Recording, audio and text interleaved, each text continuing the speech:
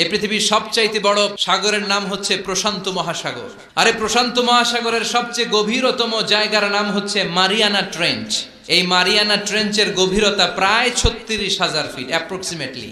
আর এই পৃথিবীর সবচেয়ে বড় যে পাহাড়টা মাউন্ট এভারেস্ট, এটার উচ্চতা প্রায় 29,035 ফিট। তাহলে মাউন্ট এভারেস্টকে আস্ত তুলে ধরে এনে প্রশান্ত মহাসাগরের সবচেয়ে গভীর জায়গা মারিয়ানা ট্রেঞ্চের উপর যদি ছেড়ে দেওয়া হয়, পুরো পাহাড়টা পানির নিচে তলিয়ে যাবে। তার উপরেও আরো পানি থেকে যাবে প্রায় 7,000 ফিট। এই পৃথিবীর দ্বিতীয় গভীরতম মহাসাগরের নাম আটলান্টিক মহাসাগর। এই আটলান্টিক মহাসাগরকে ক্রস করে ইউরোপ থেকে আমেরিকায় যেতে হলে বিমানগুলো আড়াআড়ি ভাবে এই সাগরটাকে পাস করে যেতে হয়। যেই বিমানটা ঘন্টায় 1000 মাইল বেগে ছোটে, ওই বিমানটা দিয়ে আটলান্টিক মহাসাগরের পাশের দিক থেকে এই পাশ থেকে ওই পাশটা ক্রস করতে 4 ঘন্টা লেগে যেত।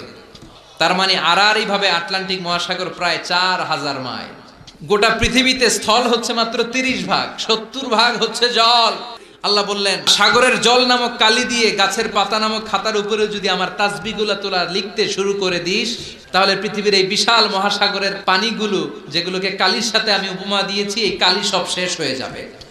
পৃথিবীতে যত গাছের পাতা আছে, যেগুলো যদি তুই খাতা বানালি, খাতাও ফুরিয়ে যাবে, ফুরাবে না। শুধু আমার প্রশংসা চিৎকার করে বলেন ঠিক কিনা?